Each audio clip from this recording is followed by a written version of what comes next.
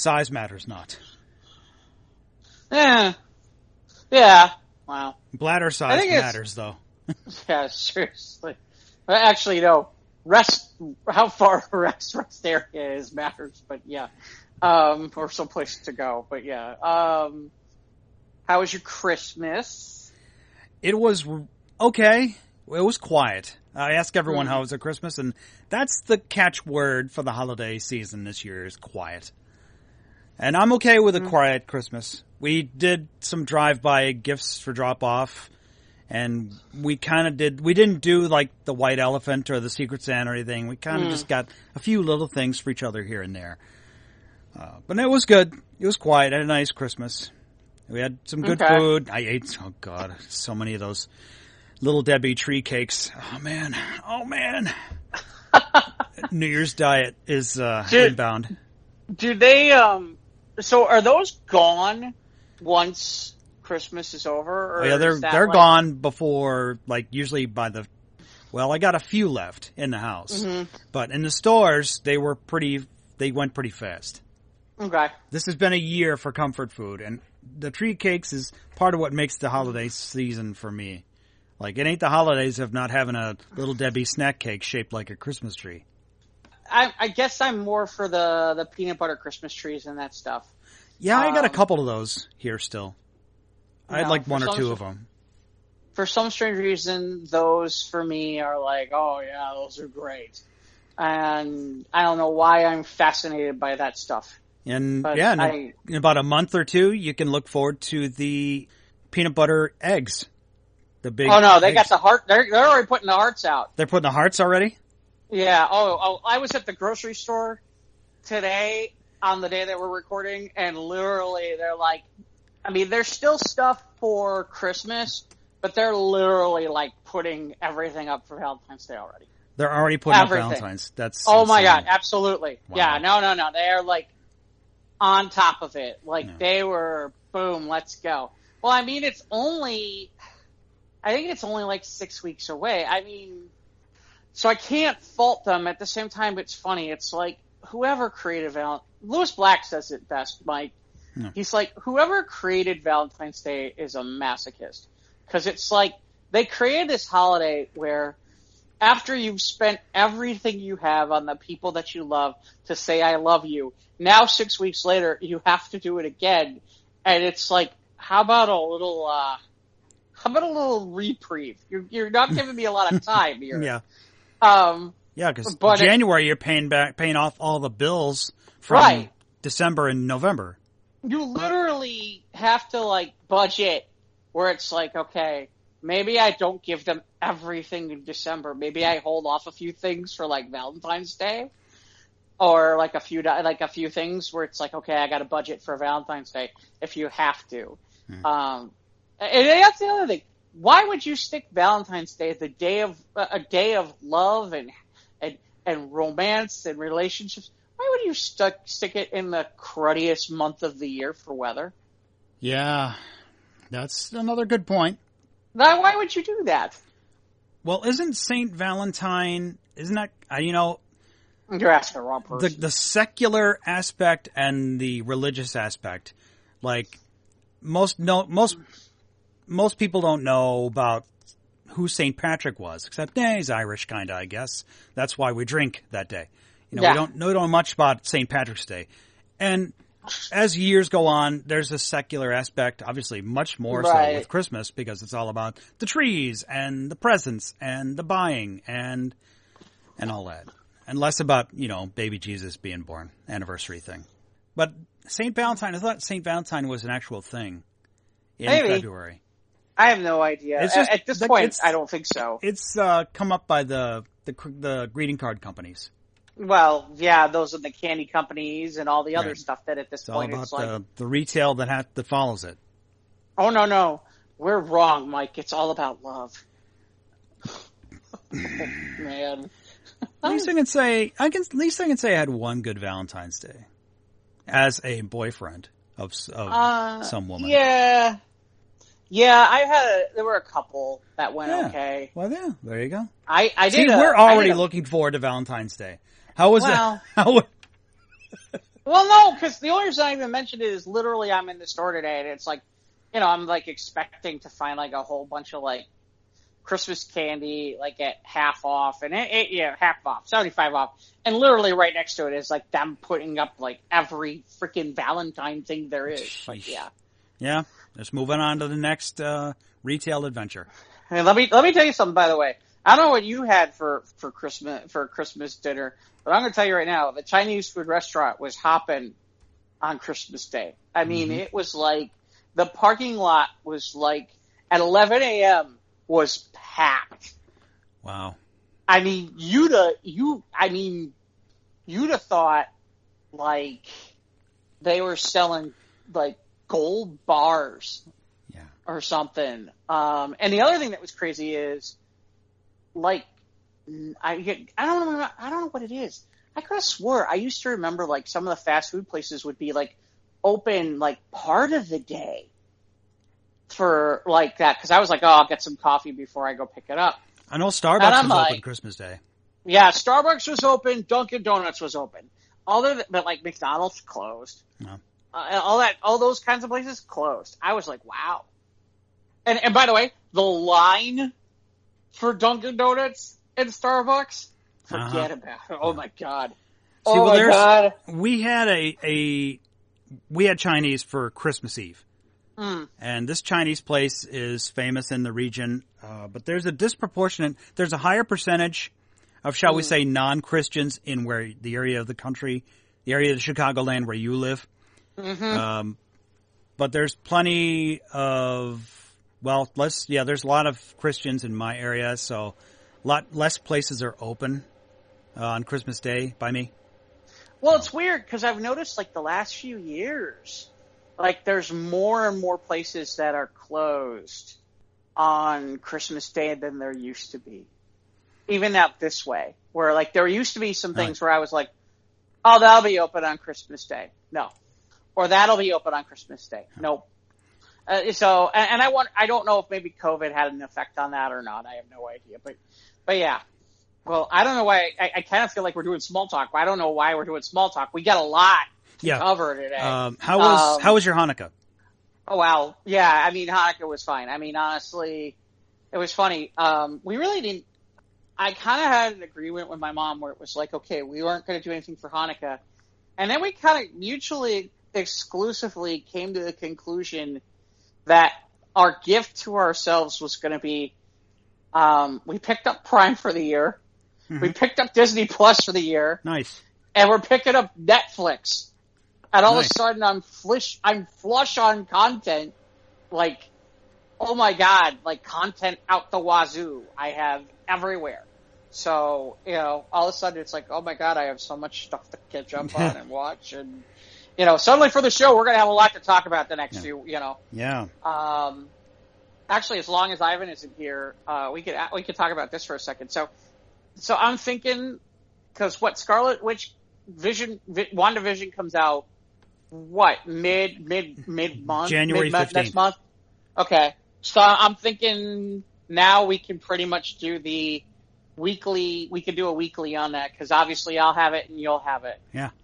So we'll be able to do that as a promotional thing where we can be like, okay, we're going to talk about this. But, yeah. So no, I mean, all of a sudden it's like, okay. So you got streaming services. That was your gift to each other? I think that's kind of our gift to each other. Yeah. Was like buy a shitload of streaming services, and like all of a sudden it's like, hey, look at all the extra content we just got. Holy cow. That's a cool gift.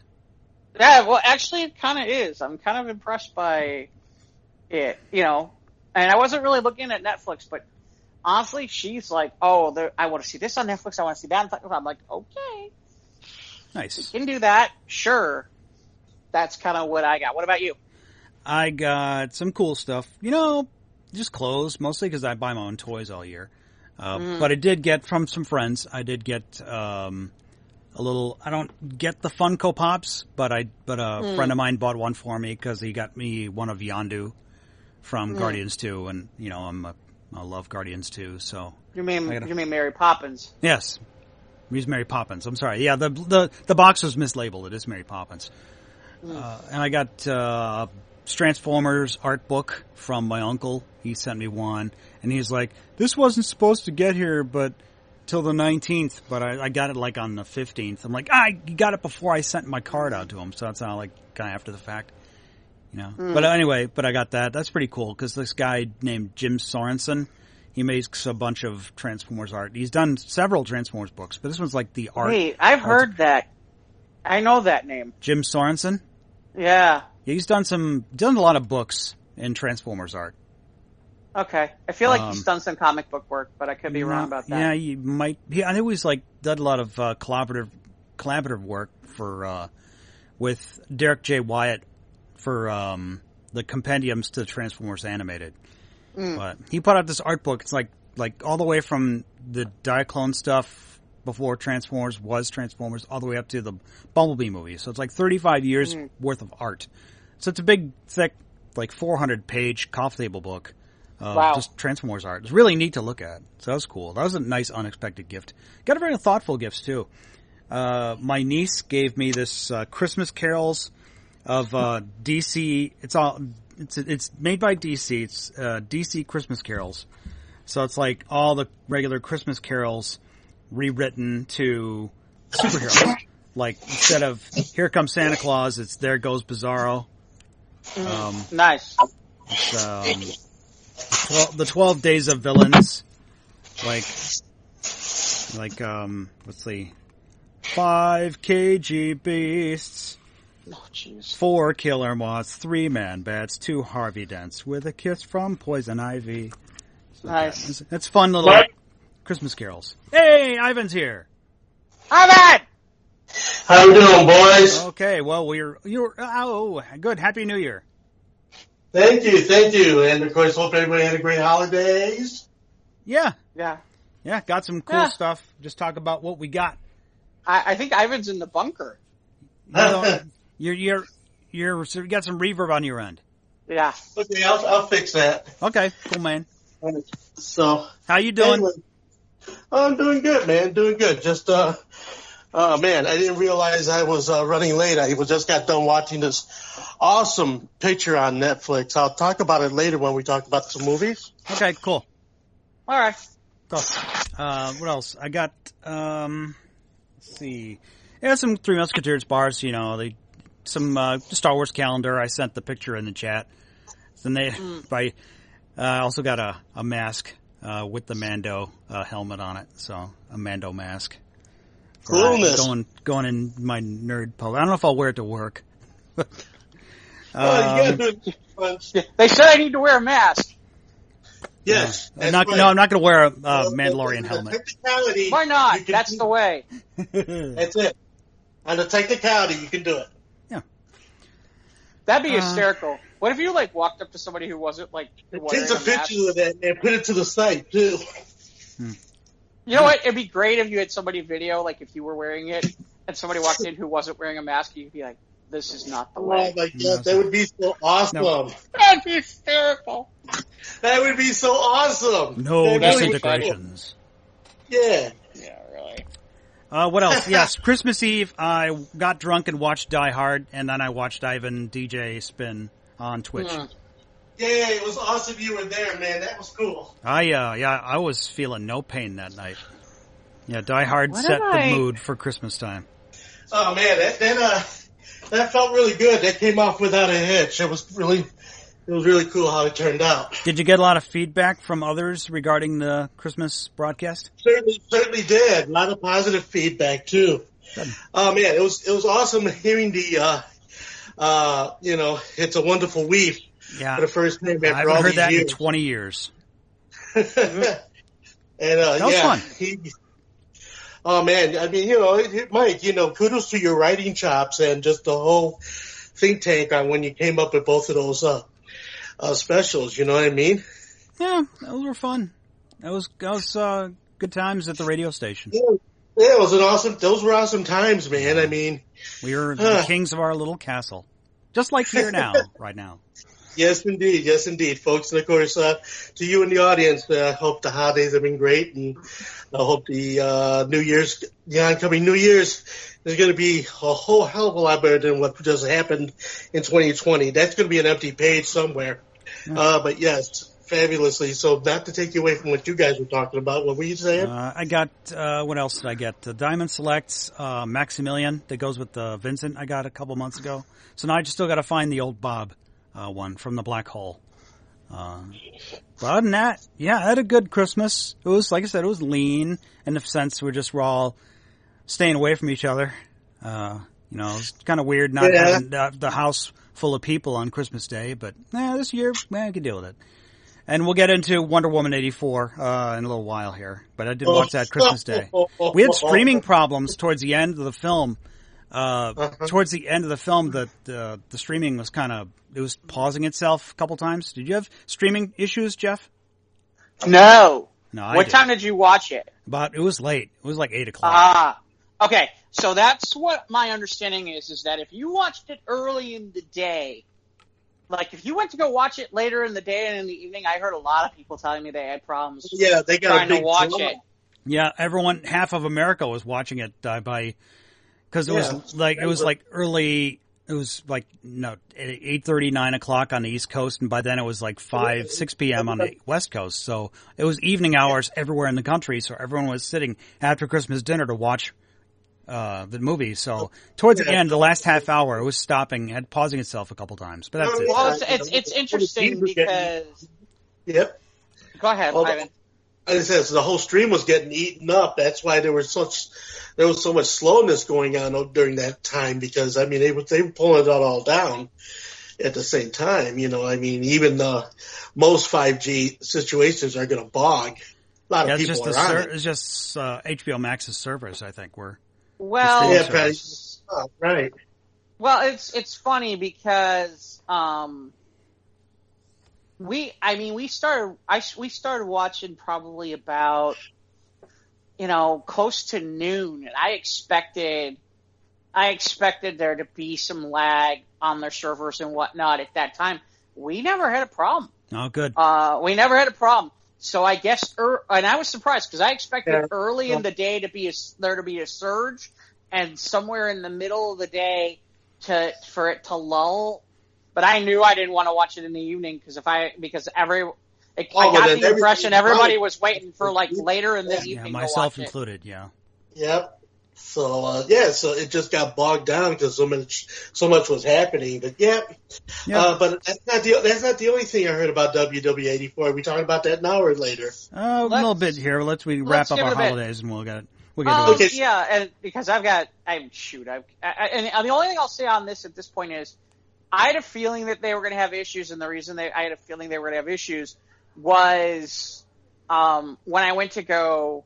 So I don't know if either one of you have gotten a chance. I don't know if you both have HBO Max or not, but I got a chance to watch. I pretty much watched all of the Flight Attendant, which I'll tell you now is phenomenal. Yeah, you said. It's great. Okay. I don't know if you finished it by the last time we spoke, but oh yeah, no. I finished it now. So okay. So I know we were watching it. You were in progress when we last spoke. Oh, did we? Okay. Yeah. So because it's like I said, but the point I'm getting at is there were times when there was some lag on that, and obviously that's not as heavy as something like the entire country wants to go watch Wonder Woman now. So I had a feeling later in the day was going to be. Yeah, you were right. Was going to be a lot worse. I was concerned at 11 a.m. it was going to be bad. I was concerned as you got later in the evening it was going to be bad. But surprisingly, like I said, I put it on around noon and no issues.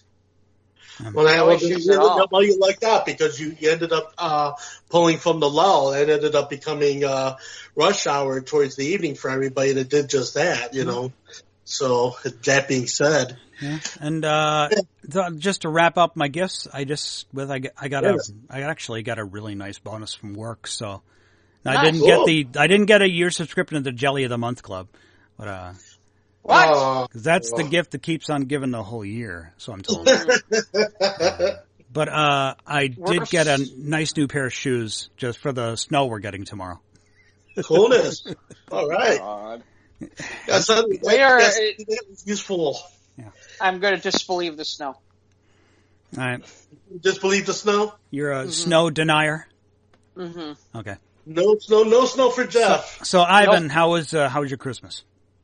My Christmas was groovy. I mean, very, very much occupied with doing spins for Spinning Wheel and doing the Rivera Random Records, and that kind of situation, kind of hanging with, the virtual buds, on Facebook, playing records and just letting it all hang out. And just, Julie's doing okay. She went in to get some things looked at, and of course, she's progressing nicely.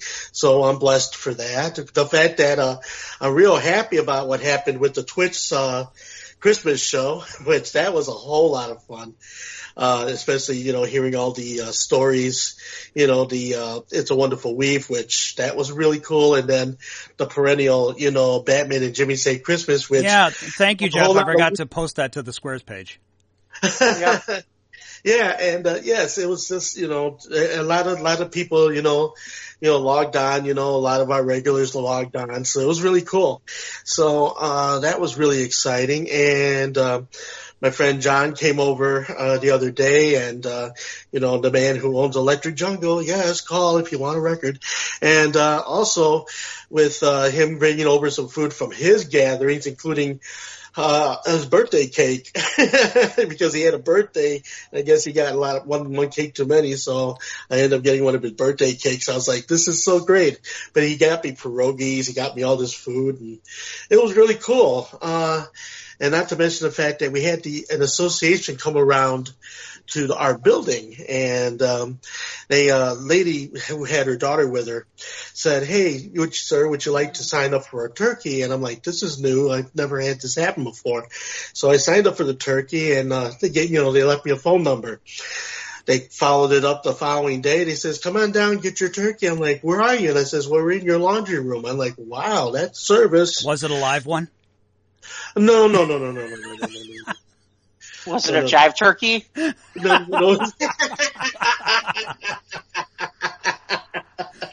No jive turkeys and no live turkeys. Did you let it all hang out? Because they might not have been appreciative of that. Dude, I still was amazed at all the fruits and things that were around the room, man. I was like, fruit and then turkey. I'm like, look at all this nice stuff. I like, thank you for your generosity. And I said, look, you ever need a Santa Claus? You ever need a DJ someday? Here's one on me. And they were like, oh, is that cool? Took my number down. So I'm really, ready to return the favor. So did you tell me you'd be there? Ho ho ho. And the thing about it was I came upstairs with this turkey, and Julie was like, "Oh my gosh, look at this." I'm like, "Yeah, isn't this groovy?" All right. So I did have a really nice so Christmas. It was a jive turkey. That's really good. That's awesome. Yeah, it was really cool. I mean, we had really good jive turkey for Christmas.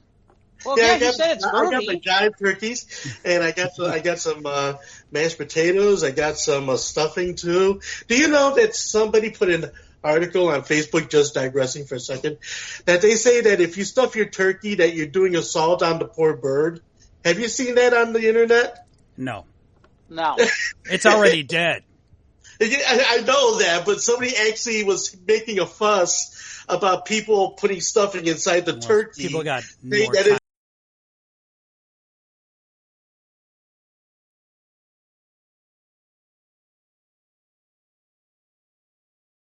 I was suspect of that, but I just want to talk to you guys about it. You usually need a fans-only account for that.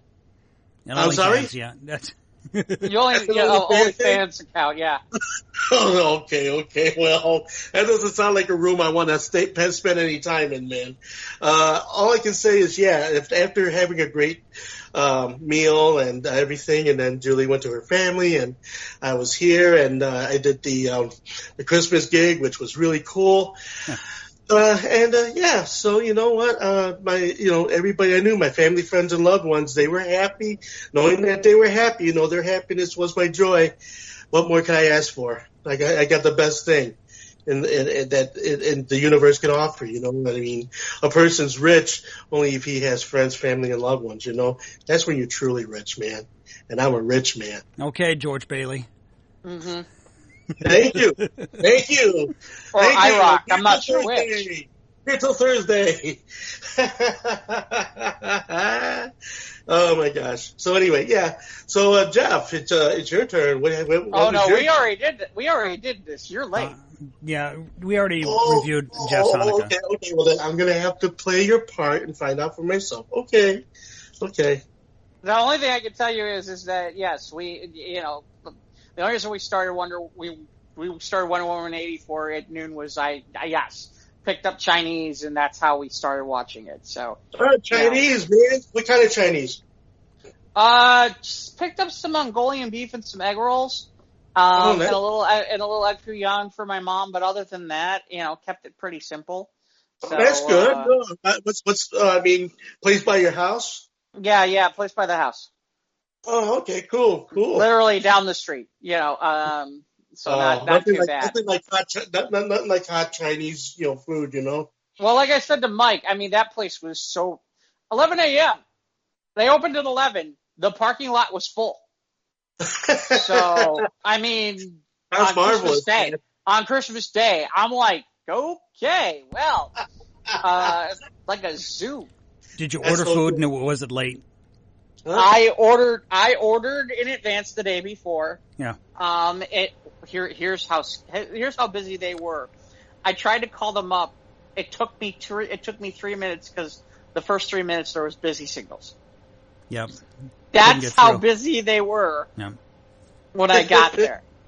So wow. Crazy. But I think before we get to Wonder Woman, you want to start with Mike? You want to start with Mandalorian, or you want to go different direction? Well, let's address the golden lassoed elephant in the room, and let's talk about Wonder Woman 1984. This is a movie we've been looking forward to. Yes, we've been looking forward to this movie for months. And, just watch the fireworks. Go for it. We've been looking forward to this movie for months. Mm-hmm. And the first movie was really good. Mm-hmm. And this one, no fault of Chris Pine, Gal Gadot, Pedro Pascal, Kristen Wiig. I think the acting was really good.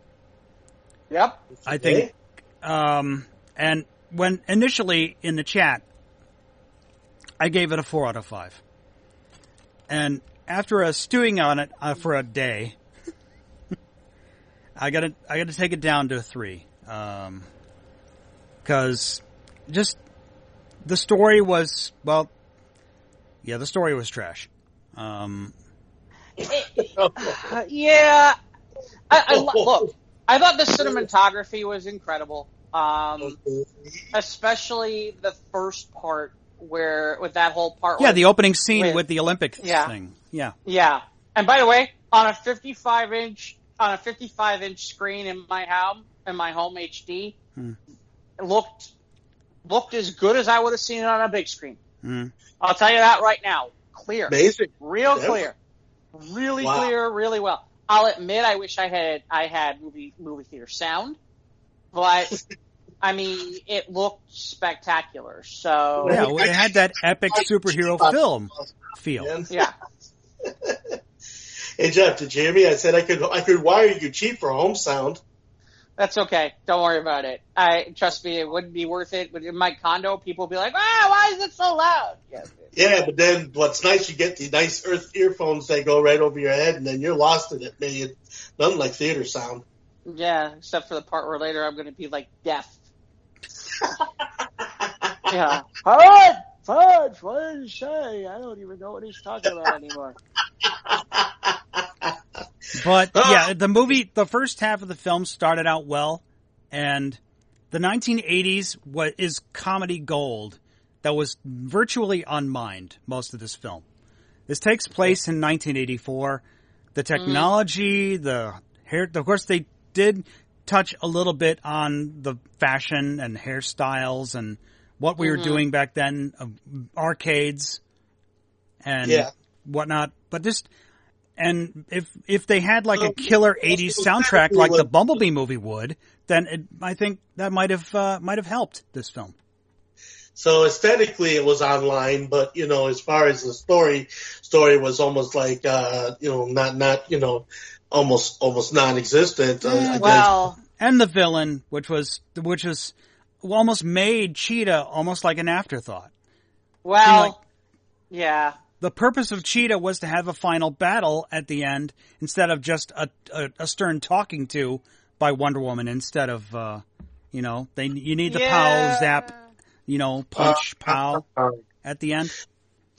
Let's back up. That almost sounds like a hard and a soft ending. Let me back up a few steps for Mike.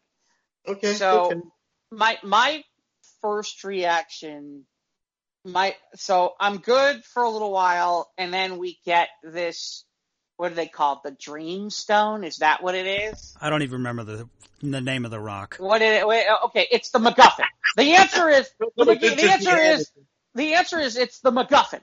I mean, the entire movie is based around the MacGuffin. Now, in fairness, Avengers, Infinity War, and Endgame are based around 5 MacGuffins, but at least there was more to it. Whereas this, I mean, literally the entire story, or at least how they get there, is based around this MacGuffin, I mean, I don't know. Part of it is,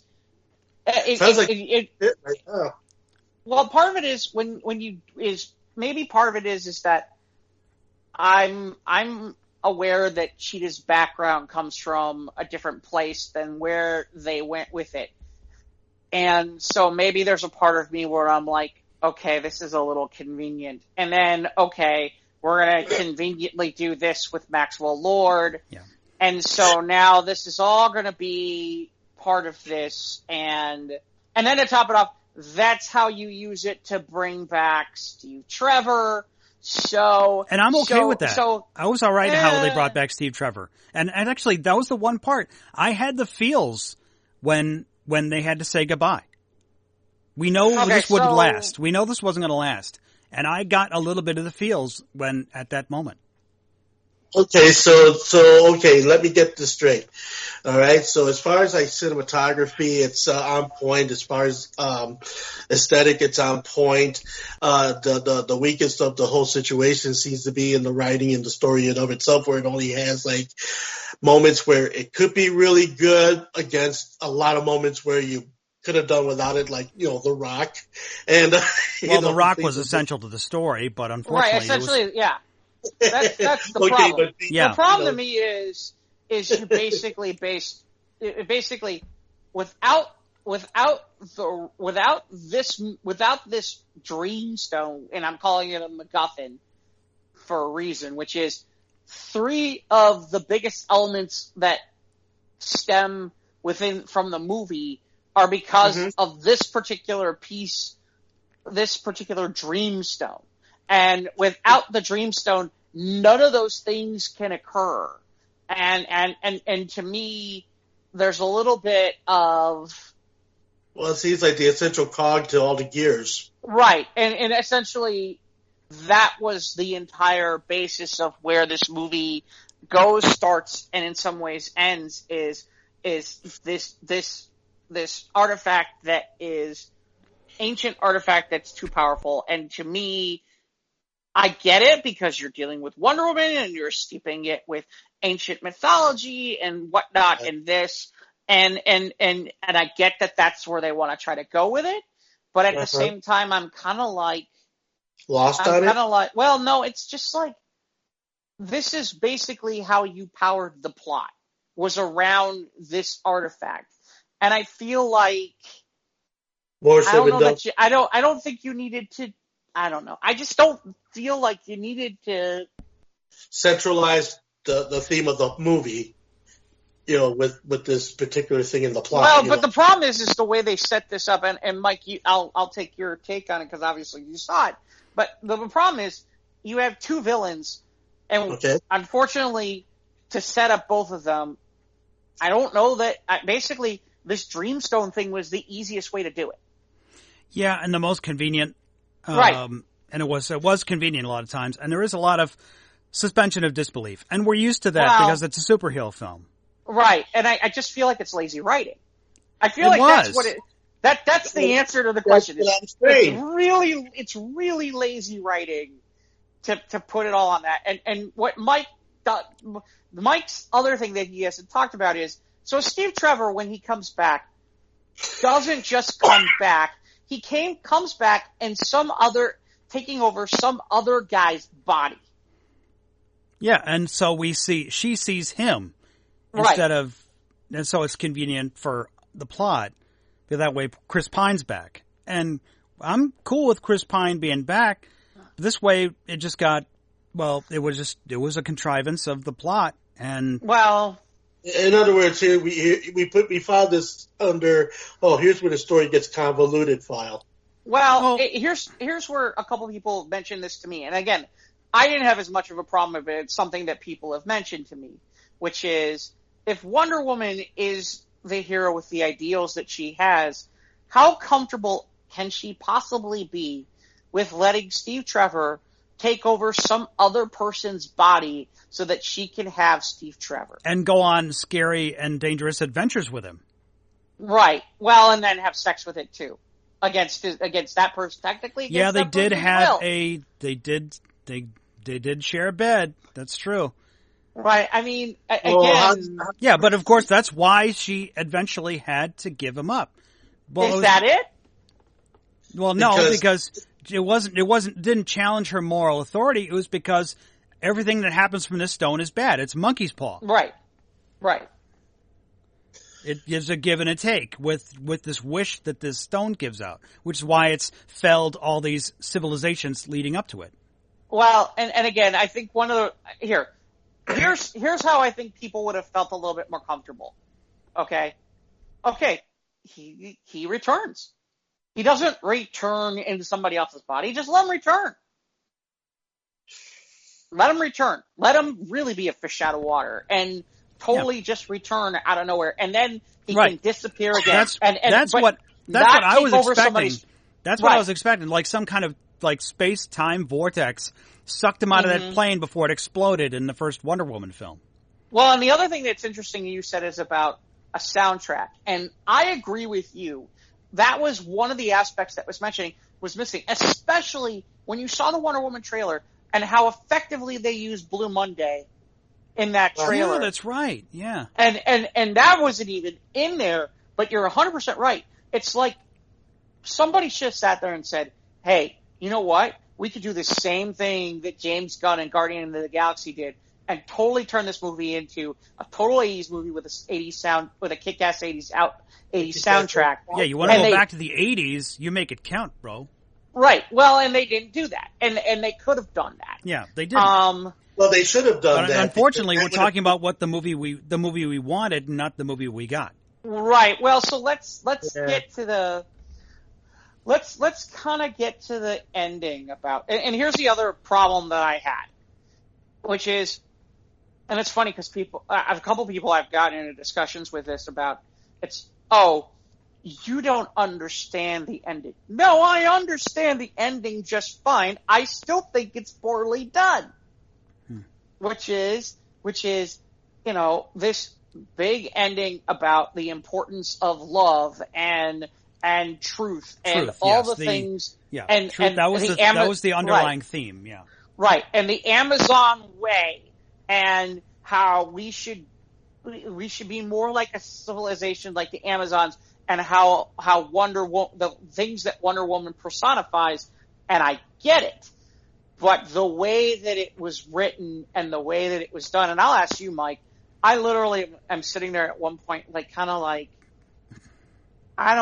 was just like, I feel like they went over the top to try to put that out there, and then it didn't, but it really didn't have, at the end of the day, It's like they went for this existential meaning stuff, but at the end of the day, they forgot they were a superhero film.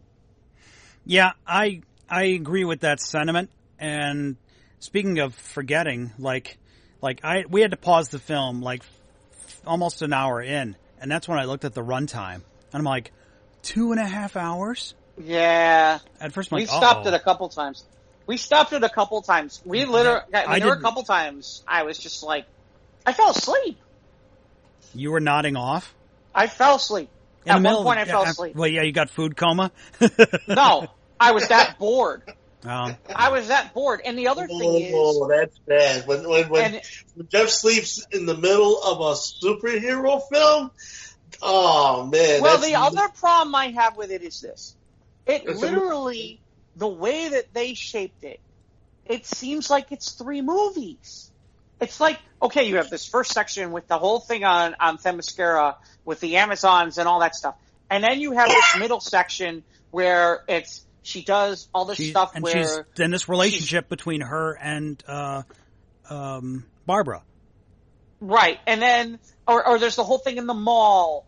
And then there's the thing with that. And then there's Steve Trevor. And then, okay, that's gone. And now here's the final act. And it's kind of like it just feels disjointed. Well, maybe it's just the fault of the editor. Not like any continuity.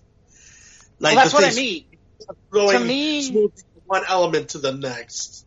Sounds like it's just a very funky place. Well, the thing is it's not so much the editor, Mike, and this is where my well, we'll get to this in a minute, but I would put that on production and direction. I'm just going to say it. That if it's that choppy like that, and then the writing is what we've been talking about. Yeah. I mean, it doesn't make for a strong and film. We knew that everyone was going to compare Cheetah's final form to the Cats film. We knew that was going to happen. Oh, I didn't even think of that. God. Yeah. I didn't even think of that. Can I just say, I want to get some positives in here. Okay? Can I just say, there are. I thought Kristen Wiig was spectacular. Yeah, I liked her. I thought she was great. I thought she was wonderful. She was a believable villain. Right. I thought she was very, very good. At times, it was weird because she kind of turned into Diana's sidekick for a bit, which was weird. And it didn't make a lot of sense at sections where it's like, here, do this research for me. I found out more about the stone or whatever. Yeah, it was weird. It was like, you're not in my department. Why am I doing this for you all of a sudden now? The kind of thing. So it was kind of strange that way. But Kristen Wiig was great in this movie. Pedro Pascal. Look, I can't. So here's the baggage I come with, and I tried to keep that baggage at the door, which is okay. The Maxwell Lord character is a character from the 80s. And he was originally part of the revamp of the Justice League back in the 80s, when they went with what was known as the Bwahaha days, where it was more of was more played for comedy title. And Maxwell Lord is the guy who essentially helps the Justice League get United Nations status. And for most of the 80s and the 90s, Max is actually a good guy. He's got his moments where he's a little shystery at times, but Max is a good guy overall. And really, they didn't go full mustache twirling villain with him, though. Right. Well, and I was getting to that. So, and the other thing is, at one point, Max does become meta, and he has this power of persuasion power, which in the 2000. Now, here's where I get angry, which is, and this isn't anybody's fault in the movie, which is in the 2000s. They decided to twist him and make him a villain. And so, and it led up to, and Mike may know the name of this or not, but he was a villain and did some key things. As a matter of fact, he killed Ted Kord at one point. And at one point, he was in control of Superman, and Wonder Woman snapped his neck on national television, on worldwide television, when they had a fight. And this was right before Infinite Crisis. Because basically he had control of Superman and basically there was no other way for him to stop Maxwell Lord. Other ways. So there is a slight connection to Wonder Woman there with that. They didn't go that route. But what I thought was interesting was, like you said, Mike, they didn't make him a pure villain. I'm glad with that. It was interesting because the stuff he did with the persuasion falls back to his metagene that he had, although it was now done differently. And I kind of hope that maybe he has another act coming up where maybe we see him redeem himself down the road. And I'd love to see it. I just don't know that that's going to happen. I like that he wasn't the villain, if you know what I mean. Yeah. You're right. He wasn't a mustache twirl villain, and I was okay with that. Partially because I hate to say it, I really wanted Cheetah to be the main villain in this movie, but she wasn't. No. She was just there for the fight scenes. Just eye candy. Well, at the beginning, I liked how they built it up, and then the betrayal of, you're wrong, and I'm not going to help you, and all of a sudden they're fighting, Yeah. Ah. Well, and sorry. That was one of the good points of the film. I like the relationship between the two of them. Something that you should have expounded? Something that should have been more front and center. Right. I just, and I think that's part of the thing too is that I'm not sure you needed both villains in this movie. Well, it had a Spider-Man 3 syndrome to it. Or what's the second Batman Burton movie where, after Batman a while Returns? where it's like, do you need Catwoman and the Penguin? Not really. Where they started, or like when they started to do that, where it was like Riddler and Two-Face and all that kind of stuff. Right, they couldn't just have the Joker, right? Yeah. No, it had to have been 2 and 3, in a movie. Yeah, and they had the similar situation with Spider-Man 3. I mean, the first two, Tobey Maguire Spider-Man, you had Green Goblin. Second one, you had Doc Ock. But the third one, they had to throw in Sandman in with Venom and then Black Suit, which is, Well, and then technically you have, what's his name, being Hobgoblin, too, at one point for a bit. Yeah, exactly. So, Spider-Man 3 was a mess in that regard. But this was not a mess. I think it was just fair. Of course, the first Wonder Woman was really good. But this one just falls a little bit short, but I didn't hate it. Yeah. You would say that this is a movie with just, like, if you had nothing else to watch, it would be something to rent. I'd fast forward through some parts, but I'm glad I didn't go to the movie theater and pay $15 to see it. That's exactly how I feel about this. I think the other thing is, we got that trailer and it looks spectacular. Yeah. And we all were excited. And I think the other thing that plays into it is, we haven't had, this is really the first big, when I say this, the first big blockbuster we've had in 2020. And now the year's over. Right, but the point being is, I think that had an effect here where everybody was excited especially for people who are like in the geek culture like we are, okay, we haven't had a Marvel movie in how long? We haven't had a DC movie in 2019. We had Spider-Man. Right. We haven't had a DC movie. We haven't had a Marvel movie.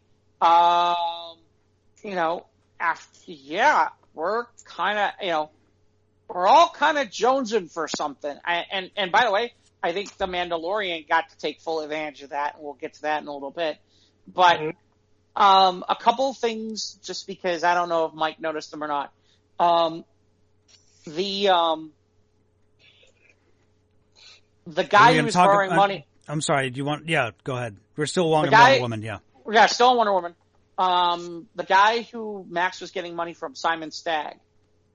Simon Stagg is the head of Stagg Industries. His son-in-law is Rex Mason, and Rex Mason becomes Metamorpho. the DC character. And Simon Stagg, in some ways, is more villainous than Maxwell Lord would ever be. So I'm kind of curious if that goes anywhere.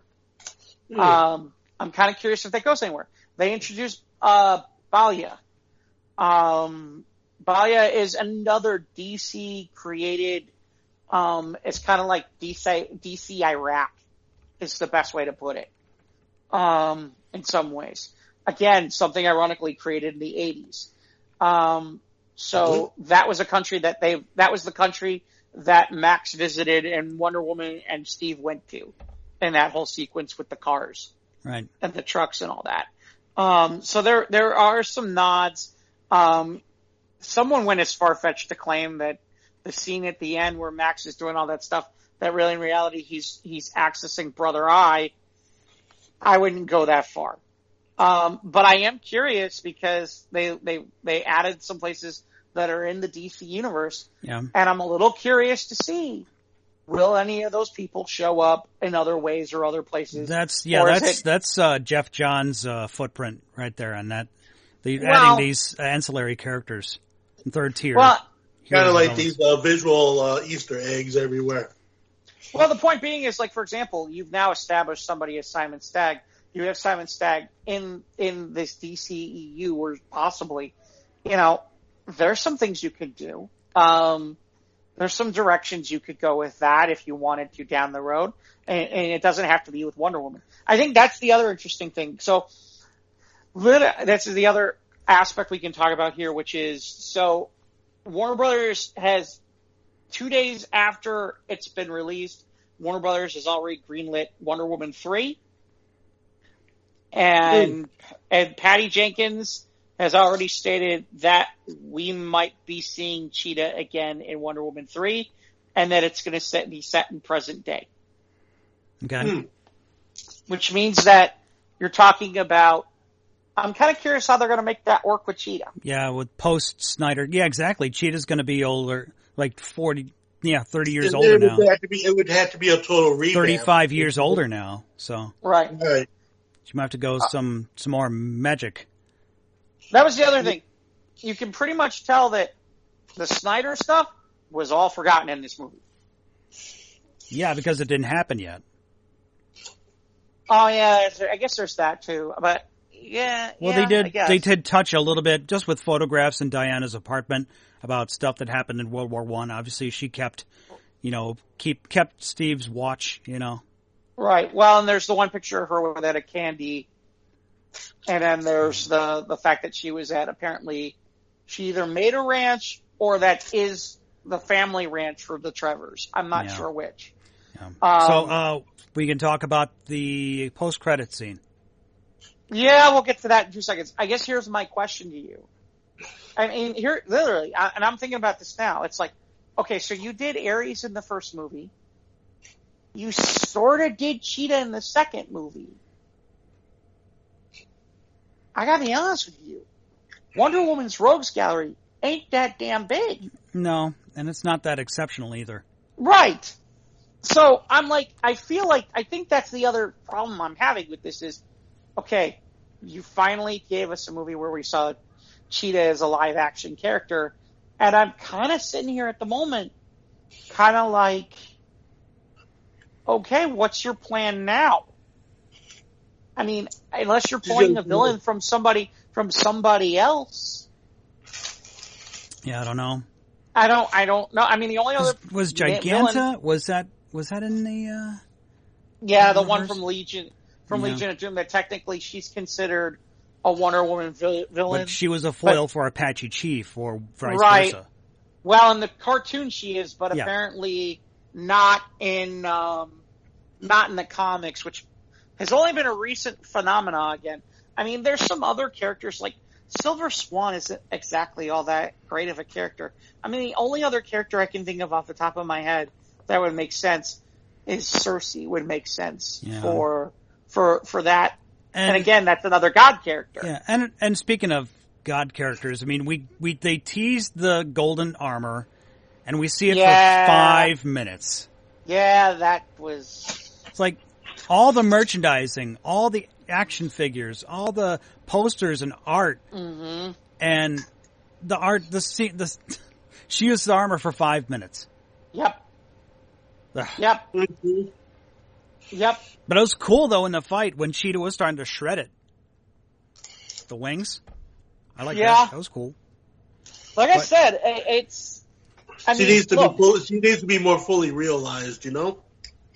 Yeah. Well, I mean, the only thing I can think of is if what Patty Jenkins is saying is true. If what she's saying is true. Yeah. Then we're going to see Cheetah in the third movie. Now, the only other thing I can think of is, given that Cheetah wished she could be just like Diana, maybe she ages just like Diana. Yeah, maybe. So, okay, then she doesn't age, so that really, in reality, you could have her in the third movie without having a problem. That's the only other thing I can come up with. Jeff, what do you give it out of 5? I'll give it 3 based on the acting, the cinematography. I did like the action sequences. You know, I probably will need to watch it again. I'd have to skip some spots.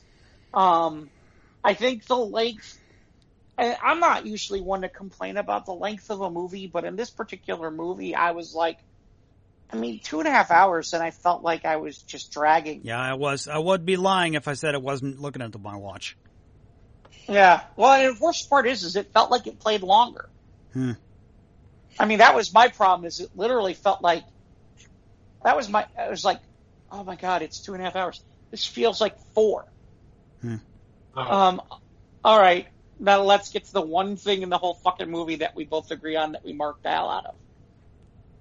Which is the post-credit scene. Which literally there are people who are like, the best thing in the movie is the post-credit scene. I wouldn't go so far to say that. It was cool to see a particular actress return in this DC universe. Well, and that's the other thing. Is that just a one-time cameo, or is that going to be part of the third movie? Yeah, because that was played back to the armor, the golden armor. She was the Amazon that protected them so they could escape the Themyscira from the world of man. Right. Played by, drumroll please, Linda Carter. Linda Carter looking like a badass too. Yeah, that was pretty cool. Looking great. Yeah. You know something? I would put my money on that horse that she comes out in the third movie. You just call Linda Carter a horse? You're so sexist, Ivan. I didn't think about it that way, but okay. Yeah, no, it was funny. I was like, I'm like, wow, I really was looking. I gotta be honest, that helped redeem a little bit because I was like, wow, that wasn't what I'm like. Oh my god! That was pretty cool. Yeah, because we see this brunette. We think it's Diana. Yep. But she turns around. I'm like, oh my god. Yeah, that was a mark out moment. That absolutely was. Yeah. I'm surprised she didn't get I'm glad she didn't get a cameo in the first one because this early one was a good payoff. Oh yeah, no, this is. I think I'm impressed. Kind of big. And I'm impressed that it got kept quiet well enough too. True that. I'm glad it wasn't spoiled. Right. Which could lead to another conversation. Mm-hmm. Which we'll get to in a second. The only other, so I gotta be honest, I'm gonna tell you. So Patty Jenkins, I gotta tell you, I now have concerns because she's supposed to do Rogue Squadron for Disney.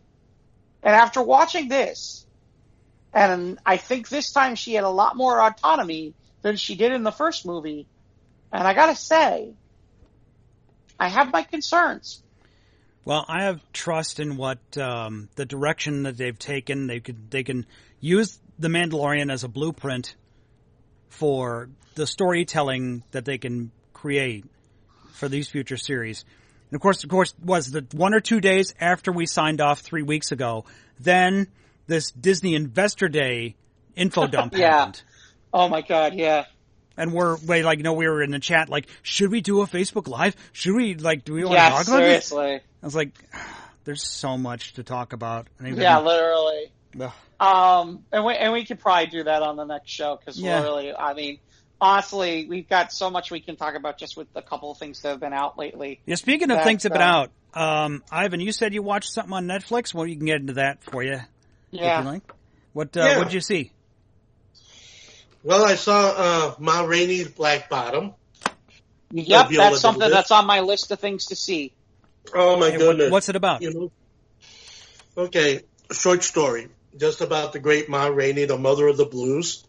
Okay, but they approach it as an August Wilson vehicle because he wrote it. So it's more like a filmed play as in a cohesive like movie style or documentary.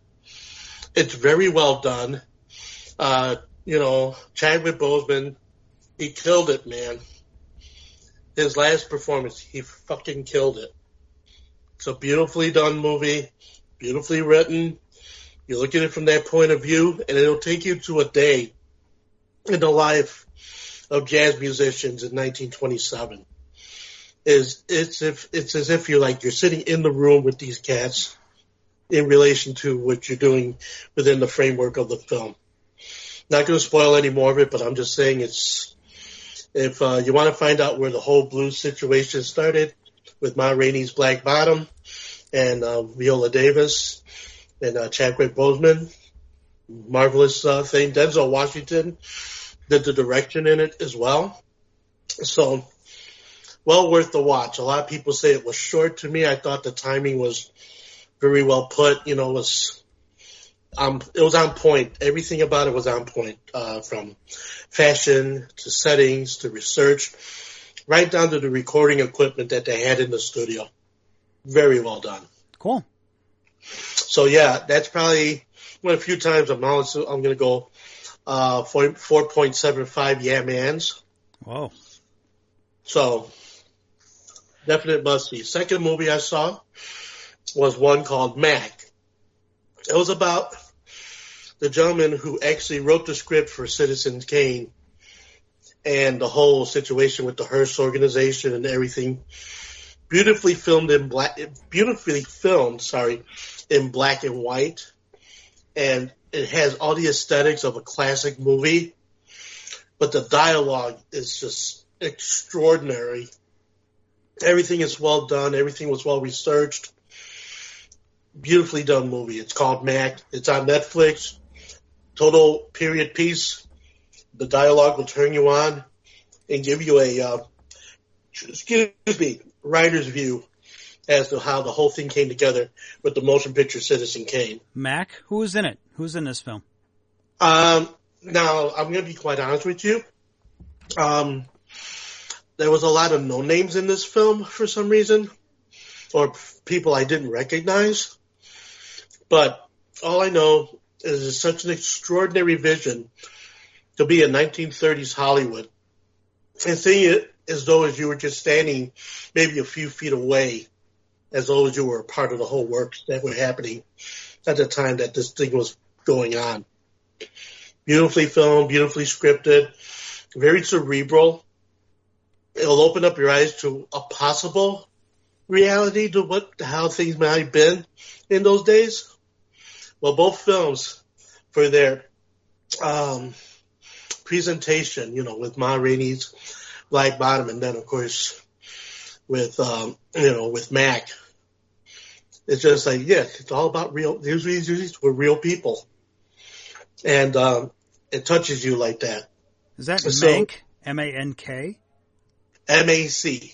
M-A-C? Okay. Mack. Okay. Yes, beautiful period piece. Mack is such a wonderfully written and driven piece, and you're just like, it'll leave you saying to yourself, my goodness, what if that's just how it actually happened? It gives that ratio of believability, to all the people that have acted in the movie as well as the movie in of itself. That almost believability and just such good story writing. So, again, if you're into that sensibilities, either one of these movies, you're in for a real treat. Netflix really got to do 4.7. Yeah, it's the Netflix film about the Citizen Kane writer. Right. Yeah, Mhm. of Herman J. Mankiewicz. That's right. Yeah, the film is called Mank, short for Mankiewicz. Okay. Okay. I'm trying to Google it while you're talking here. I'm like, So was I. I'm like, Mac, everything I got came up was like Apple, Macintosh, something like that. okay. But you got it. Yes, definitely see it. Truth be told, I never saw Citizen Kane. You know what? You're not the only one. Yeah. Well, don't feel bad. I haven't either. Yeah. Only if it's voiced by As long as we're on the Orson Netflix, Welles. as long as we're on the Orson Welles. Netflix part of the show for a second. Yeah. Saw Prom, which was adapted by Ryan Murphy of Glee. Okay. And it has cast includes James Coburn, Meryl Streep, Nicole Kidman, Kerry Washington. It plays out. It's based on the Broadway play Prom, about a girl who, in Indiana, who is asking out a girl to go to prom, and they shut that down. And these Broadway celebrities looking for a cause to get themselves noticed again go to Indiana to try to help her, and it obviously goes a lot better than that. I thought Murphy did a great job. It's right in his wheelhouse because, it's musical theater. He did Glee. It's kind of based as a high school-y kind of thing at the same time. Some of the numbers are quite amusing. Things like, and then again, is it like High School Musical in any way? No, it's a lot more snarky. Okay. It's a lot more snarky. It's a lot more smart. Like, for example, there's one line that Kerry Washington delivers, where she literally says, "This isn't America. You're in Indiana." And you know what the sad part is? Having lived in Indiana, I've heard that before. That's not wrong. It was well executed. It was well done. Meryl Streep sings in this, and I didn't even know Meryl Streep could sing. And it was very good. I'll give it 4 out of 5 yeah mans because it gets a little too Ryan Murphy at times.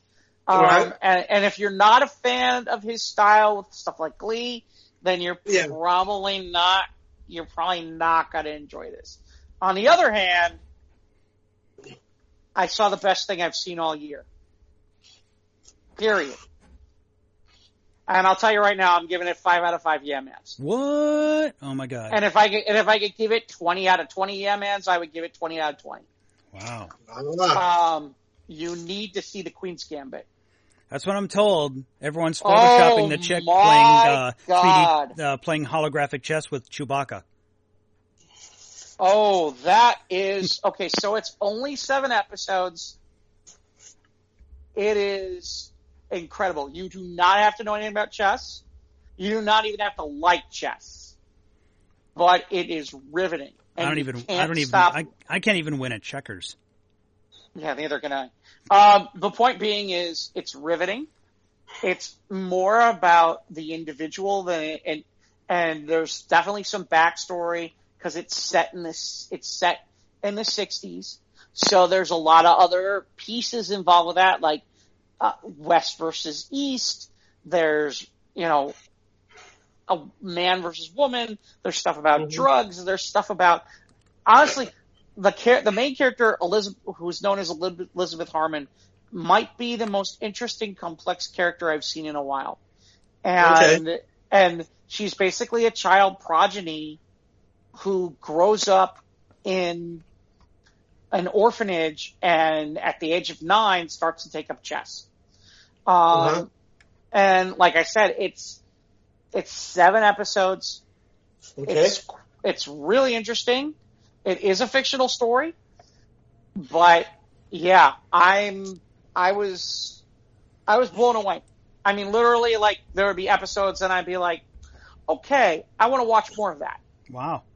Right. It's well written. It's well put together. They tell me that the guy who wrote Logan for the Logan movie for the last Wolverine movie is the person who wrote this. Damn. Now, did you saw Logan in the theater? Yeah. Yeah, I only saw it once. I could only see it once because of the violence, and it was just kind of a sad film. But I did like Logan in the sense that it was a good Wolverine story. So, okay, yeah, I'll check out Queen. Everyone's saying that's the best thing of the year was Queen's Gambit. It's well written. It's well scripted. It's well crafted.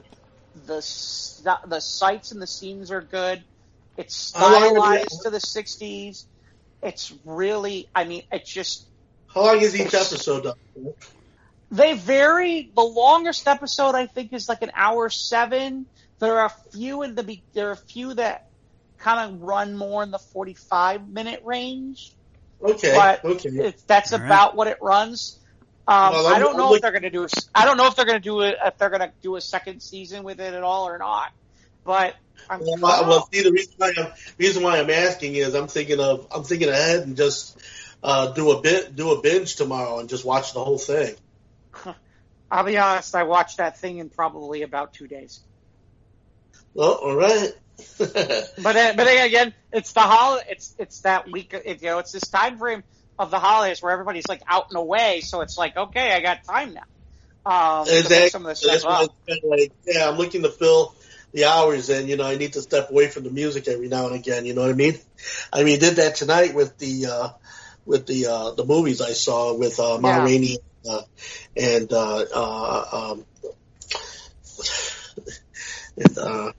oh my goodness, lost my train of thought. Well, it's funny. I have that on my list of stuff I want to see too. Is the Ma Rainey thing? The Ma Rainey thing is great. Oh, and the Mack. Mank.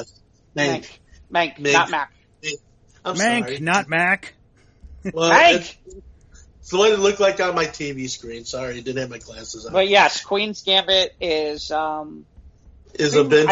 Is very, very, very good. Very addictive, and just well done. It's maybe one of the best things I've seen in a while. Okay, that's in terms awesome. of TV. So right. yeah, I definitely, without question, if you've got access to it, yeah, see it. And obviously the main character, not hard on the eyes to look at. So okay, works for me. But all right, so we got. I guess at this point we get to the Disney stuff, right? Yeah. Christmas Day, Soul dropped, and I saw the trailer for it when I saw Onward in the theater. The last film I saw in the theater was Onward, and they had the trailer for Soul, and I think, okay, this looks interesting. And so watched it last night, and it was good. It was somewhat, I suppose, the best way to describe it would be inoffensive, innocuous, wholesome. But it was entertaining. I think I didn't connect with the characters as much as I did with the characters in Onward. I thought that had better character growth. Like I was able to relate more to them, maybe because they're nerds. But this was a good story. I'm not hating it. It was and not what I expected, but it was still, like I said, didn't hate it. So I did see it. Yeah.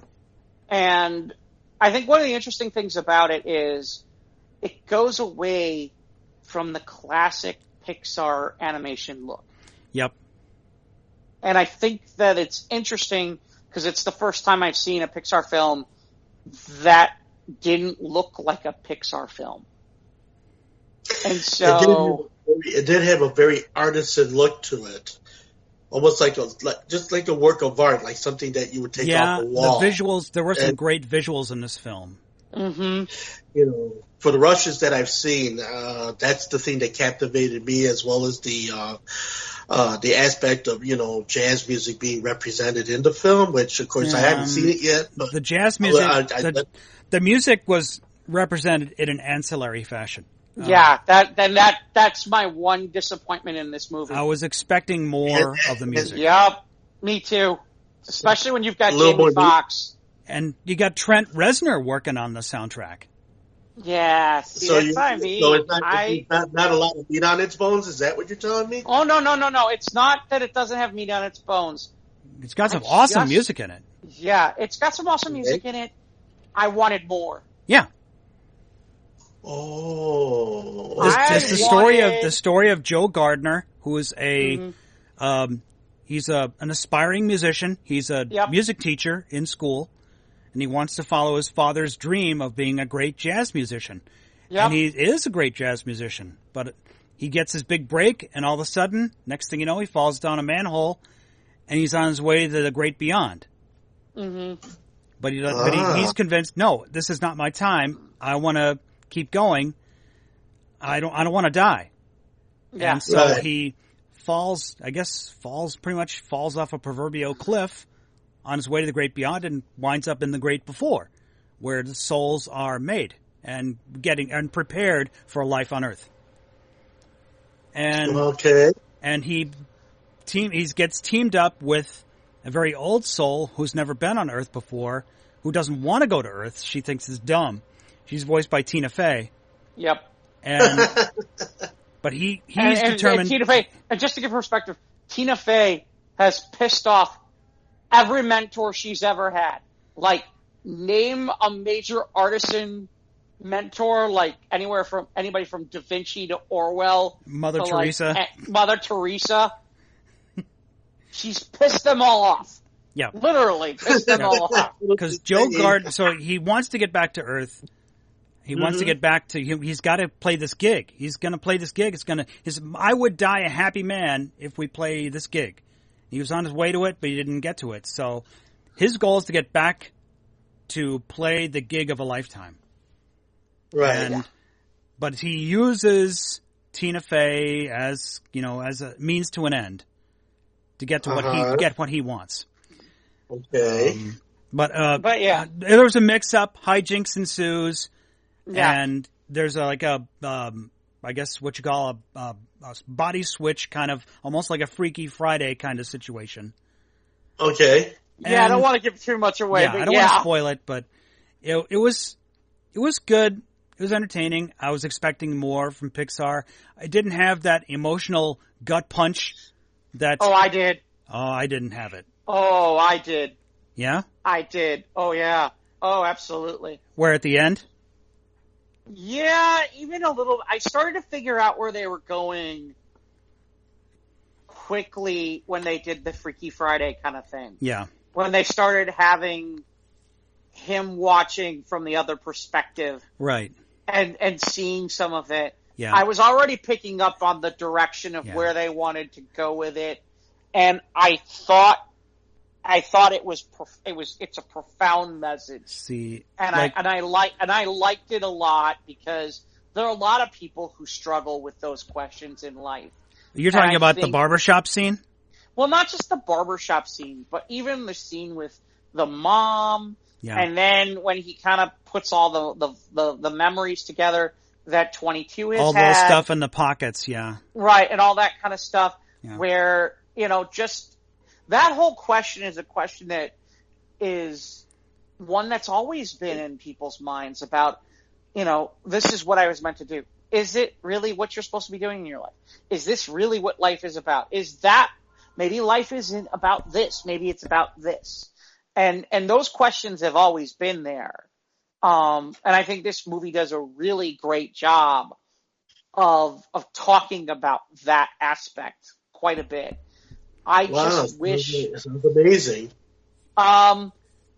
You have to look for it and you have to be paying attention for that message. And maybe it's because, ironically, I've been doing some soul searching of late where it hit me a little harder. But but I agree with Mike. The biggest disappointment to me about this movie is I wanted more of that jazz. And I wanted more of the jazz. I wanted more of the music. And in the first act, you're like, oh man, that's as Yeah. Mm-hmm. Maybe that's part of this art of misdirection and not what you're not going to get what you expect. Maybe that's part of what was baked into the pie when they made this film. Yeah, I guess so. And I get it. At the same time, I'm just kind of like, Well, Yeah, maybe. especially with who they've got starring it with Jamie Foxx. Because I'm like literally sitting here going, "This is perfect." I mean, this is perfect. But I guess I should have known better because Pixar doesn't really do musicals. Well, the thing that I'm thinking too is that, okay, maybe they're just testing the waters with this type of animated style and animated, story and such. Who knows? Maybe there might be something in the near future. They might go ahead and take a woman's point of view and put that out there. I mean, sure, that's one thing about Pixar. They always hint towards their next thing in some way, shape, or form, right down to the Easter eggs you find in each and every one of them, just like in the films, So, yeah, I wouldn't be the least bit surprised if something actually comes of that, which maybe they're just testing this thing. Who knows? Maybe the next thing might have a little bit more music, might have a little bit more of that central idea, which that's a beautiful message that you told me right there, Jeff. So you know what? That's a very enchanting thing to present within the frames of a Pixar film. They all have that little something, but some more than others. In some ways, some of the messaging and some of those spots where they do some of it, Mike, reminds me, and I wouldn't say exactly like this, but it reminds me a little bit of Up. Yeah, a little bit. Okay, where it's not about he's exactly where the protagonist is fixed on this goal, and if once he achieves the goal, he's not sure what to do. What next? It's like Inigo Montoya wanted revenge, and once he got his revenge, he didn't know what to do. Well, or maybe he's chasing the wrong trophy, as some people would say too. It was good. Not my favorite Pixar film, but I give it 4 out of 5 Yeah-Mans. I think, given the choice between two, I'd pick Onward, but that's just me. But it was still really good. I liked it. Well, I'll have to, like I said, definitely excited to see it. I'll find out some way to get it. And I'll definitely want to, that'd be right up my tree anyway. I'm the music guy, so. Yeah, you'd enjoy it, Ivan, not just for the musical aspect, but it's still a very good story. By the way, Mike, what did you think of I guess the best way to put them is the pre-parental type figures from the before place or whatever, so to speak. What, the Jerrys and the Terrys? Yeah. Well, sure. I mean, it's like the teacher kind of, played the teacher role to the new souls. I just thought it was interesting to look at how they decided to do that from an art perspective. Yeah, true. Like, it was something like someone put it to paper, but it was interesting. Yeah. And like I said, the visuals, and of course part of the scene, you can always go back to the parts where you can watching stuff in the city and you're not looking at people, you forget you're watching an animated film. Because the visuals are just so real. But with all the metaphysical stuff, there's all the visuals. It's obviously Pixar knocking out of the park with awesome visuals like that. Well, it was funny because my mom said something interesting when we were watching, and she's like, "He looks ugly." And it's funny because you know what? I won't say he looks ugly. He looks, how do I put this? For a Pixar character, he looks normal. If you know what I mean. He doesn't look like the typical how you would draw the protagonist cartoon character, if you know what I mean. He's a little bit more mundane. I'm drawing mundane, average. And I think that's I think that, yeah, I don't know if I'd call him plain, but more the average person than I think that was the intent. Yeah, but no, I didn't have trouble with it. I mean, it just seemed like his name was Joe. Yeah, that's about as average as you can get. Well, like I said, I just thought it was interesting because, like I said, I had a family member who was watching who was watching it and looking at it from a perspective of who isn't who's used to certain looks for animation, and again, that's why in some ways. But animation, it comes from there is. I don't think there is a standard way to do animation because, art has so many hundreds of different styles. And, when you look at some of Pixar's, animation, it could be, lines and angles and astute, but then you also have them where they're almost fluid, like what you would see in the current movie that's happening with Pixar right now. So it's just that there's always a difference. The movie you were talking about? Pardon me? Soul. Yeah. So it just comes down to this. You look at a lot of different animated studios, and they all come across with all different types of animated styles. UPA was notorious for the artisan style of animation. If you look at any one of their animated cartoon styles, even right down to Mr. Magoo, which was nothing more than to pay the bills while they could continue on to do these very artisan cartoons. Disney in the 1940s and 50s experimented with the abstract animated styles for a while, and then of course when you're talking about Tex Avery was all about circular appear and reappear and repetition of animated styles. So like I said, every cartoon, every moving animated piece, every Pixar thing that's ever happened, it's nice to see a different style in every film. Right. And there is some stylization to Pixar, whether you're watching Toy Story or The Incredibles or Nemo, there is some stylization of kind of a look to it. Yeah, and there is the theory that all the Pixar films are in their own universe. Right. Yeah. Right. So it comes right down to... Mike, did you see any, Easter egg for any of the other movies? I didn't catch one. Yeah, I usually look for the ball. That that was in the first short they did with the two lamps, the famous round ball with the star on it that the lamp squishes, Usually that's an Easter egg. No, I have to watch it again. I have to look for Easter eggs. Yeah, I didn't catch any off the top of my head. The only thing I did was 22 is my lucky number, so that's cool. But no, it was good. Yeah, be kind of groovy to catch. Thanks for making me hip to the tip. I'll just get a Disney Plus free for a month and check it out. Yeah, we'll have to look out for that probably, because I don't think they're doing that anymore. You can't get a 1 month subscription? We're still trying to get acquainted.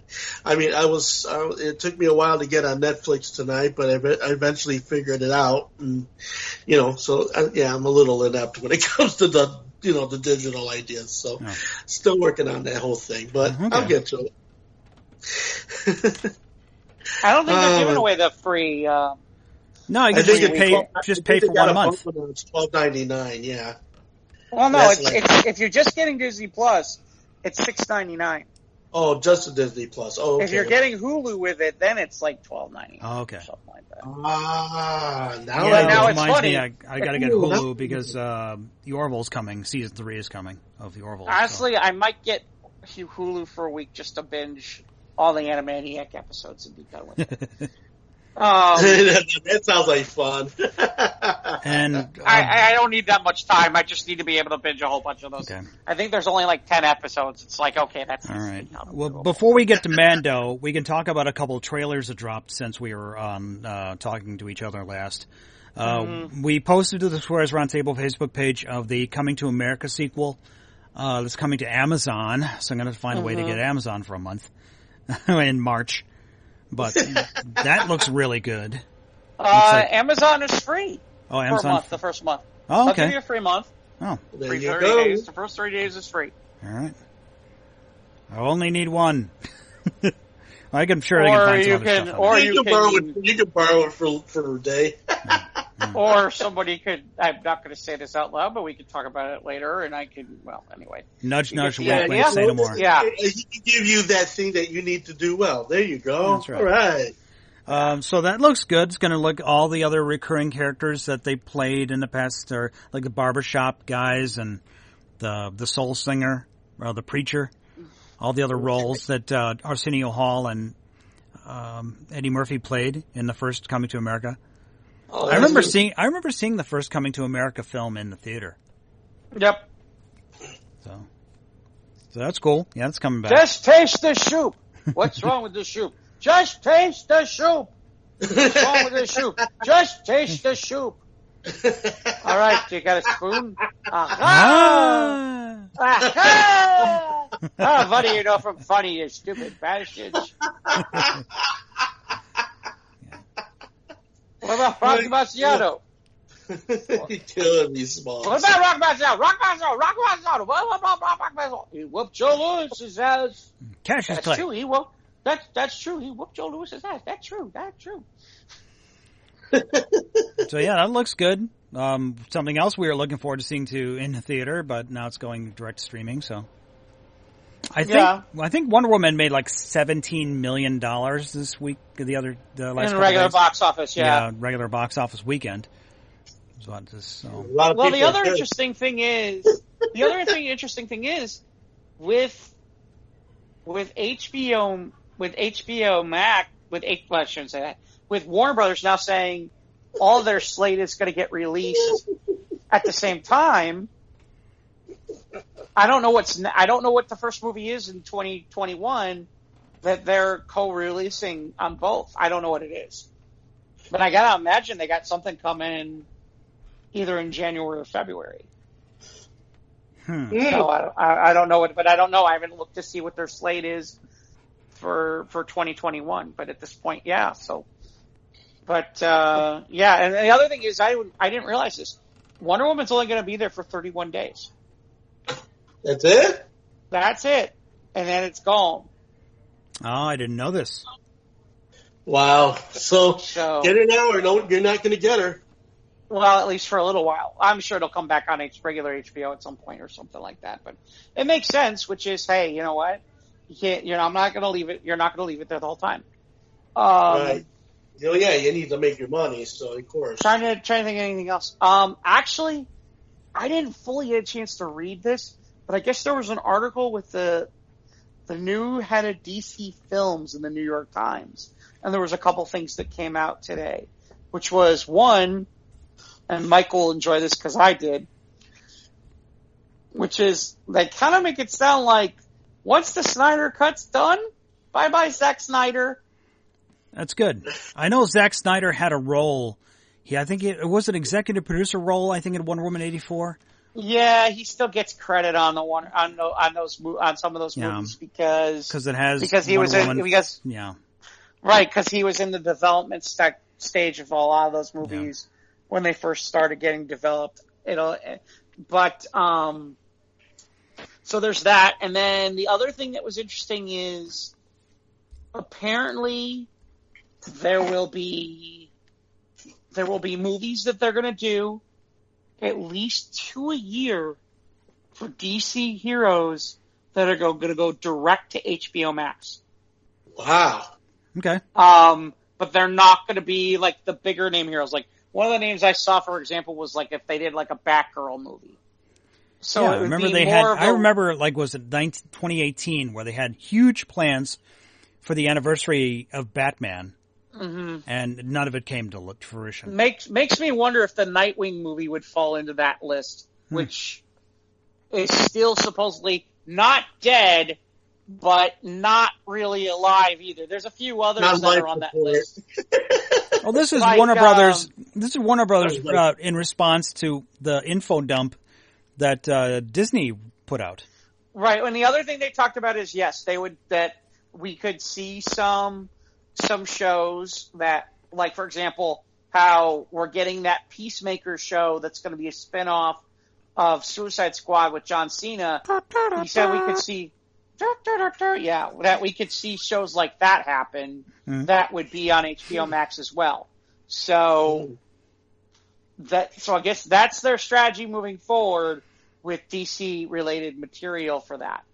That'll be interesting to see. But I thought it was interesting that, unless the Snyder stuff does extremely well or something happens like that, literally Yeah, I think we might be done. Especially after I saw the one article where he literally was like, "Yeah, I want to work with Jim Lee, and I want to write a comic book where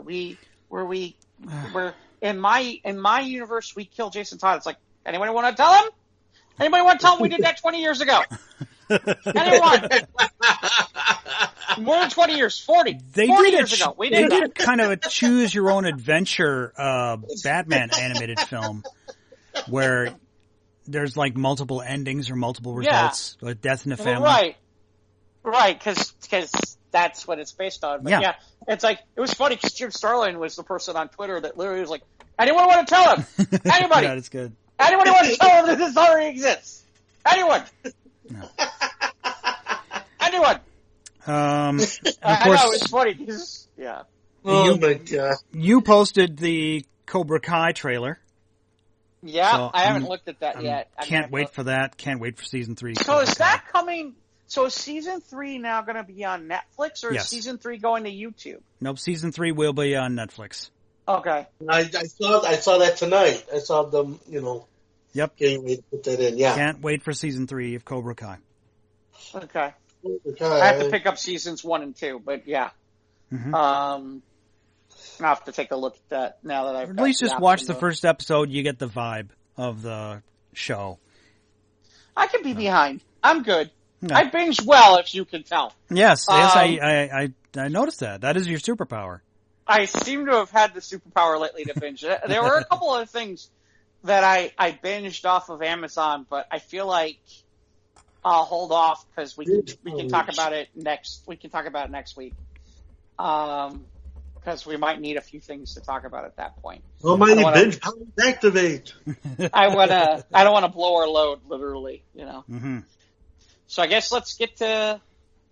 So when I say that, Ivan, I literally, before we started the show, finished the second season of Mandalorian. When did you start yesterday? I watched 3 episodes. I watched 3 episodes Saturday night, and I watched not 3. I watched 5 episodes the first night, and then I watched the other 3 today. Okay. First impressions, did you like season 1 better than season 2? Yes. I think I put them both in the same park. There's some awesome things that happen in both seasons 1 and 2, but I liked both seasons equally. I thought season 1 was funnier. Yeah, the stakes were higher. I mean, there were some good comedy moments. Not just, like the Baby Yoda doing funny stuff to make you laugh. But I mean, some of those scenes, in season 1, are just hysterical. It's like, you stay here, and the thing goes down, and he's right there. Mm-hmm. and he's not. It's not like you can see his face, but you can see his face, literally, where he's like, really? All right, fine, just fine. So, what was your favorite episode of season 2?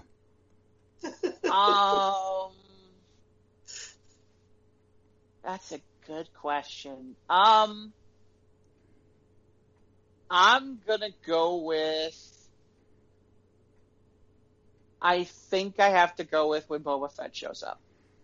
Was that that was the tragedy where he shows where he shows up with the sniper lady on the Temple Planet. Yeah. Boba Fett kicks ass, and they allude heavily to this in the making of special that they put out for the making of the season 2. Because I haven't watched it yet, but last year they did like a 6-part episode about the making of season 1. But this year with the Rona, they're only been able to make this one making of, and the guy, obviously the guy who's Django, and obviously he's Boba Fett, and Aquaman's dad. I forgot that he was Aquaman's dad. He kicks ass, coming back, beating the crap out of stormtroopers. I mean, he's in the original trilogy for 20 minutes, and he sold a shit ton of action figures. I finally know what that thing does that looks like the little antenna on his head. Yeah, Cobb Vanth showed us that in the flashback when he took his town back. Well, no, the thing where it's like it launches the missile. Yes. I'm like, damn, okay. Yeah. I was aiming for the other one. That was a great line. Yeah. That's what it does. Who would have thought? My favorite episode was the one with Ahsoka. I like that samurai movie kind of vibe to that whole thing. And had Michael Biehn, who's Kyle Reese in Terminator. So he had a great role. So let's talk about that episode for a second. So here's what I don't get. Oh. Here's what I don't get. I don't get why, given who and what he is, why she kind of walks away from the whole thing.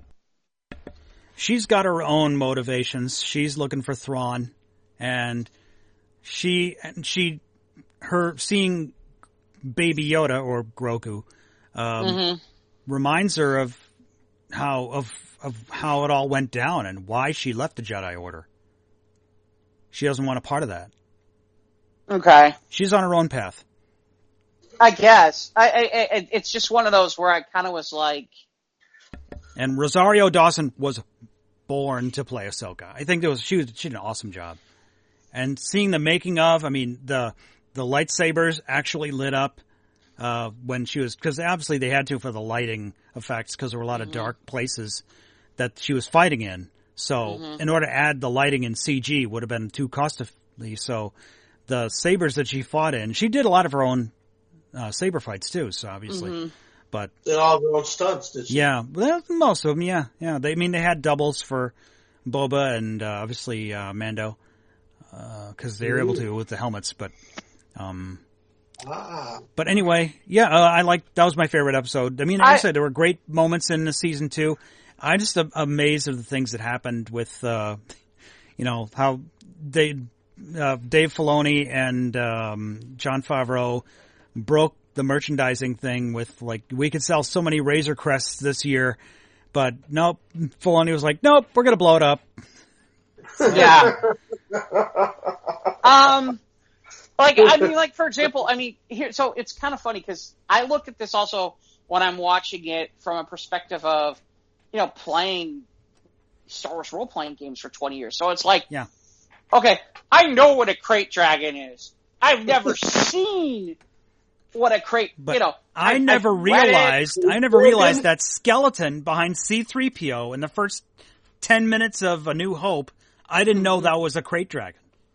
Well, the point being is, you kind of have an idea. You kind of have an idea when you're playing a role-playing game because, I've run into one or two. Yeah. And it's like, how big or we've talked about, like, a crate dragon. And you talk about, okay, you get an idea. Okay. And then they show it in the show. And you're like, oh, shit. Okay. I have misconstrued just how big this fucker is. Mm-hmm. Or, like, when you're looking at certain guns, okay? Like the gun that what's her name has, the Marshal. What's her name? Cara Dune. Like one of my characters has a light repeater. I take it for granted. I feel like it's just like a pop gun. Oh, the minigun. Yeah, that heavy weapon that was in the. She jammed it and she had to unjam it in the elevator. So that's got to be what's called a light repeating blaster. Mm-hmm.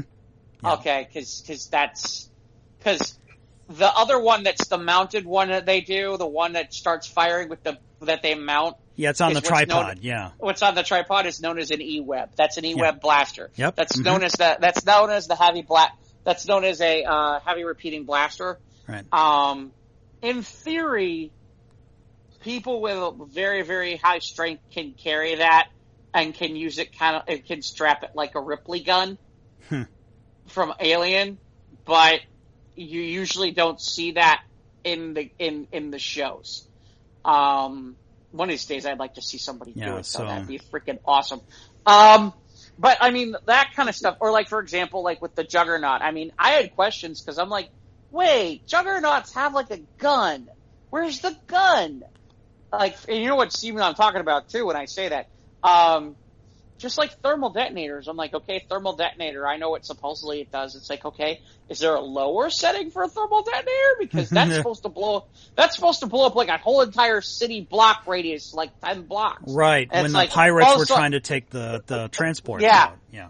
Well, not only that, Boba uses them at one point too, to take out some stormtroopers, and that thing's supposed to take out like a 10 block radius. Like it's that kind of badass.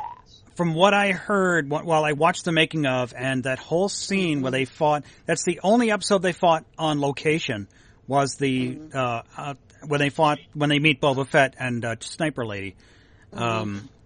They were not allowed to use explosives because of risk of wildfires last season. So all the explosions had to be CG effects afterward.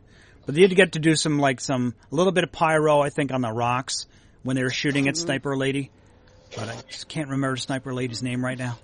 But I know I'm drawing a blank. Fennec, that's her name, Fennec. I gotta tell you, I do feel like Baby Yoda was more like Bratty Yoda. It's more like Bratty Yoda this year. He did some bratty shit, especially eating the eggs. People were getting pissed off when he was eating the eggs.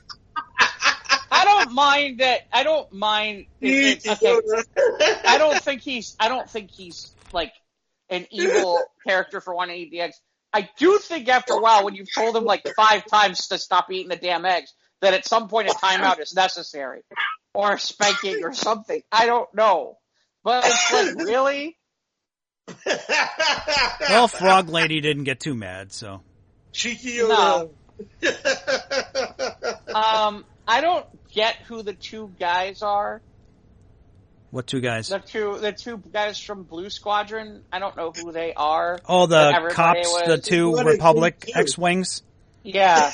Yeah, everyone's all like, we need a cop show about those 2. Well, apparently they're in the cartoons somewhere. And okay, I didn't know this. It's like a joke of some sort from the cartoons, and I'm like, yeah, well, I'm watching the cartoons just to figure this out. But, yeah, this show makes me want to go back and watch Rebels or the Clone Wars, but it's like, there's 7 seasons, I'm like, oh, God. Right, exactly. There you go. There's your answer. Yeah. There's my answer to it. I'm like, oh, you should watch it. No, if anyone should, it's you. You're the one who Whoa. does the Star Wars role-playing. You know a lot bit more of the minutia than I do. I know some. Yeah. I know some, but like, for example, I have friends of mine who watch all those shows, and it's like, I don't watch them.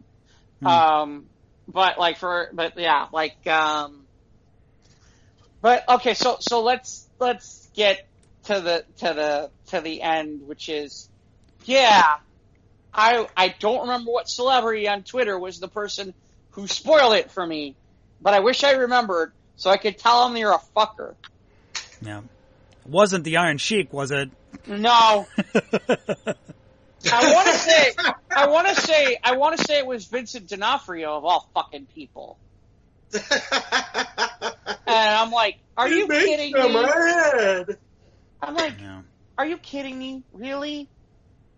I mean, it was cool, but like, I'm watching it and I'm like, oh, okay. Oh my God. Yeah, I had family members, at the end where, well, yeah, spoilers for season finale of The Mandalorian season 2. If you're listening to this podcast, you know that we're going to drop spoilers, but we're going to drop the big one.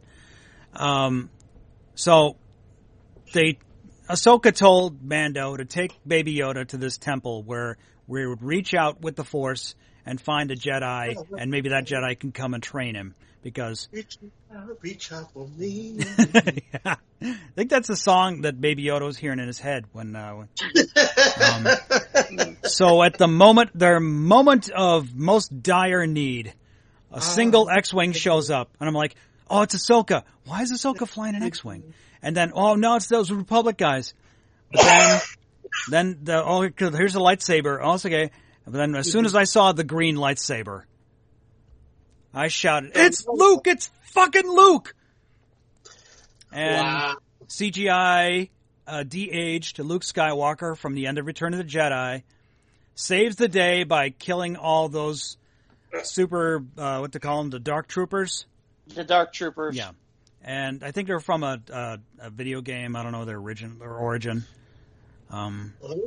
But he shows up, and we bid farewell to Baby Yoda. And of course, the feels when he takes his helmet off, so Baby Yoda could touch his face, and not a dry eye on the house. When CG and then R2-D2 shows up, like, oh my God, it's R2-D2. So yes, yeah. I did get the major feels, and so. Did you have a little bit of that feel though? Like, see, here's the thing, because it was spoiled for me. Yeah. Because it was spoiled for me, my feeling was like, okay, so you trapped them with all these freaking Dark Trooper guys on the bridge, and your solution is they can't really fight their way out. You need a freaking Jedi, the Jedi Knight to pretty much save your ass. Which I guess okay, but there's a part of me where I'm like, I mean, don't get me wrong, it was cool. But there's a part of me I'm like, you got at least you got at least 3 Mandalorians on that bridge, and a bunch of badasses. It's like, why do I feel like they could have figured out a way? But okay. Well, I'm not until someone gonna, shot out a window, and then they'd all get blown into space, and then yeah, it could have gone real bad if they'd gotten onto the bridge. Yeah, well, like I said, and then I guess the other. So here's the interesting part to me. The only dangling thread that I see for season 3 is Mando going to be the new king of the Mandalorians. Apparently, he is the new steward of the Mandalore, because he can't just give the Darksaber away. The burden falls to him. He's the reluctant ruler of Mandalore, apparently. Right. Well, and you know that's not going to go over well. No. So I imagine that's where. And that's funny too, like how the internet totally turned on Bo-Katan after her appearance in the Heiress, where they take out that cruiser. Mm-hmm. And oh yeah, Bo-Katan, awesome. And then I was like, oh, and Mando shows up with Moff Gideon in tow in cuffs, holding the Darksaber, and Moff's like, yeah, I'll be curious to see. See, I thought it was interesting because I thought they would connect Gideon to Thrawn, and they didn't. That he's his own animal, and it sounds like he might be done, which is very interesting and strange. And I thought he was more of a Force user, but it seems like he's not. No, he's just a regular dude who's got the sword and obviously not very good with it. I mean, he was good enough to almost take out Mando if he didn't have that Beskar staff. Mm-hmm. But yeah, it was, it was, there was some action, there was feels, there was comedy. I'd say it was just as good as season 1. I think I like the season 1 crew better with IG-11 and the Ugnaught, but that's what I mean. I'm missing some of that. Yeah, I'm missing some of the stuff like "This is the way I have spoken," that kind of stuff. That stuff was missing in season 2, and I feel like, and I want a little bit more Carl. I want a little bit more Carl Weathers too. To be honest. The episode with Carl Weathers, which he directed, by the way, where they raid the Imperial base. I was so worried the blue guy was going to die. I really liked the blue guy. Played by, what's his name? Who's an SNL guy, or was he Mad TV? I forget the actor. He's a comedian, but I can't remember the actor's name. But he played the blue guy, and he was awesome. I loved him. He's like the lovable sidekick who's got some skills, but he's like, nope, I'm not a warrior. I don't belong here. Yeah, well, like I said, it's Yeah, but I can see why you liked season 1 better. Yeah, I mean, I'm not saying I didn't like season 2. I just felt like there was a lot. The beginning episodes of season 2. I thought it seemed like there was a lot to set up, and I get it. It just felt like, okay, I want to get to it. A lot of season 2 was just like Planet of the Week, Creature of the Week. Yeah. They had some of that in season 2 as well. Yeah, and like I said, I'm curious to see where they're going to go in season 3. Yeah. I thought the most interesting thing of all is this. You notice Boba Fett isn't around when Luke shows up. Yeah, that's the meme too. Is that they'll drive past each other as Luke is leaving and Boba Fett's showing up. They're looking at each other like through the windows, like that mother. Well, it's just interesting how magically Boba Fett isn't there. Boba Fett isn't there, but Luke is, and then Fett's there and Luke isn't there. I just thought that would have been awkward, to be sure. Yeah. Well, and it's okay. So yeah, I dug it. Can't wait till next year. If hopefully we'll get it, maybe Christmas next year. We'll see. I thought the other interesting thing was the post credit stinger for Book of Fett. Yes, I always watch to the end, and to this time, the season 2 finale finally paid off. We got a post credit scene, and we go back to Tatooine to Jabba's palace. We got a very fat Bib Fortuna sitting on the throne, and Mando takes him out like a bitch. There's a new hut in town. Well, it's not necessarily a new hut, but it's interesting because I'm curious. Bib Fortuna looks like he's been living on the hog for a little while. So I'm curious what the time frames are. And it's clear that Bib has taken over for Jabba. Yeah. But it's also clear that Bib has nowhere near the power Jabba has. Yeah. And it'll be interesting to see if that's a direction they go with Boba Fett, because that's not been a direction they've gone with him in the past. Is to make him into like this crime lord, a crime boss kind of guy. Now, the interesting thing to me about that whole idea is, in some places, Boba Fett has been, like, Vader has been the nemesis for Luke Skywalker. Boba Fett's been the nemesis for Han Solo. And, certainly you're not going to get Harrison Ford to come back and do cameos for that. But, if the guy from Solo is available. Yeah, maybe that would work. Yeah. Or maybe you're not planning on touching on that at all. But the idea of Boba Fett, the crime boss, is an intriguing one because it's not a direction I would have imagined for him. Yeah, I think the fandom has always just saw him as this rogue bounty hunter. But now that he's got a sidekick who has a life debt to him. Yeah. So that makes her a good dynamic. There might even be something romantic in there. We'll see. Ivan, do you have a typewriter? Am I what now? You have a typewriter going on? No, not me. Okay. That's not done on my end. But I got a slight rattling noise. That's okay. Okay. Yeah, slight rattling noise? That's all right. It's not on my end. It's all right. No, not me.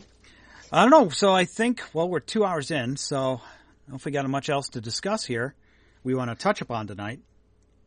No, we could, but like I said, I think I'm going to save some of it for... Yeah, for all the Disney Investor Day info dump that we missed. Which shows will start coming to fruition and seeing more of, with including the trailers we caught. So we'll touch upon those in later episodes. Sounds good. Mm-hmm. Don't be good. Mm-hmm. All right. Well, how did they find us? Geez, I don't know. It's been 3 weeks. Hold on. I got to find that file in my my memory bank. By the way, did you see that? Did you see that one thing I sent you about the king googling the kingdom that Tangled is from in the Disney movie?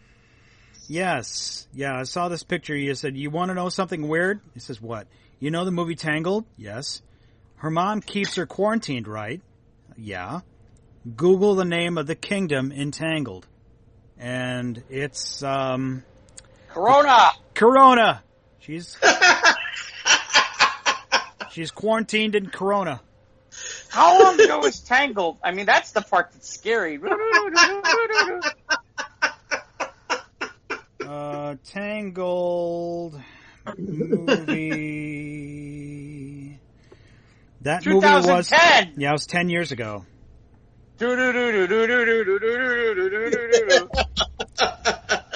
Crazy. Uh-huh. Damn evil mouse. Yeah. We need to figure out get people to watch more Disney Plus. I know. I think they have a Tangled series that's on Disney XD. I think they've had a Tangled animated series. But they changed the name of the kingdom. I get maybe did they have to? No, but No, okay. It's kind of funny. Yeah. It's like Simpsons did it, Tangled did it. What? Tangled did this shit. Okay. We're on Instagram and Twitter at SOTRT Podcast. We're on YouTube. Click the bell, subscribe, to get new content. We're on the Facebook. Follow us there, and you can, of course, follow our crazy stories on the Squares Roundtable Facebook page, as well as our other shows, News of the Squared. That'll be out later in the week. Ivan is on Twitch at Java and Ivan. Jeff is on Dynamite Productions on YouTube and Facebook. Yep. And Ivan is on the Spinning Wheel on Facebook you can live stream his DJ gigs. And of course, send us an email at SOTRT Mike's in the hardware store. Yes, I am. Singing my Christmas song parodies. Which I saw, which was really kind of cool. Yeah, I wore a mask this time. Yeah. You can download the show on our usual podcast hosting platforms, i.e. Google, Apple, Spotify, Anchor. Email us at sotrtpodcast@gmail.com. Happy New Year, you guys. Happy New Year, everybody. Yay! Happy New Year, Jeff and Mike. Yay! Happy New Year to you. Yay! Well,